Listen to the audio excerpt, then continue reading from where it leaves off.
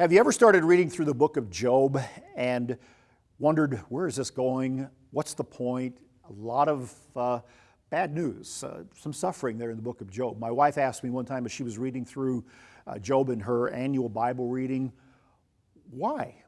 I said, honey, stay with it. Get to the end. Chapter 42, it all makes sense. It is one of those books that works out that way. You know the story of Job. He was prosperous.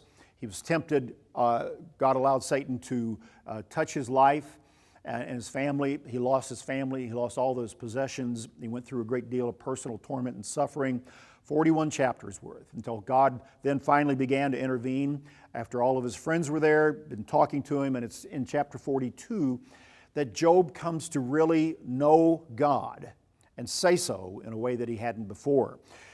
Job says in chapter 42, beginning in verse 2, I know, as he speaks to God, that you can do everything.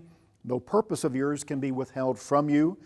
You ask, who is this who hides counsel without knowledge? And therefore I have uttered what I don't understand, things too wonderful for me which I did not know. Listen, please, and let me speak. Job says in verse 5, I have heard of you by the hearing of the ear, but now my eye sees you. Therefore I abhor myself and repent in dust and in ashes.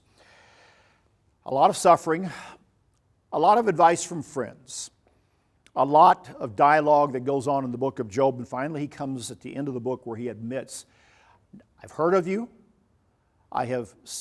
now I see finally, after all of this, who you are and what you're doing, and I acknowledge you. Job came to know God in a way probably no other human being has, although sometimes we have run across some pretty extreme, trying situations of lives that people have had to deal with. But at the end of the story, Job came to know God, and he came to understand that. And when it is involving this desire that you and I have to know God, to know what He's doing with our life, what and why this is all working as it is in our lives and our relationships, on our job, with our health, with the health of someone close to us. And we seek to understand. There's a lot that we go through. And sometimes there's a lot of advice that comes from other people that we try to filter through. I think one of the keys to coming to know God in any part of our life as it comes to us is what we might draw as after 41 chapters of trial and experience, of advice, of counsel, of talk with friends, chatter, emotions, hurt, misunderstanding, anger, disappointment, all of that finally removed, and then Job confronts God. And Job comes to know God. And he says, finally, I get it. And I understand now who you are and what you're doing. Sometimes a lot of things have to be removed out of our lives in our relationship with God to come to know Him. Job's one of the deepest books of the Bible to seek to understand and to figure out what's going on.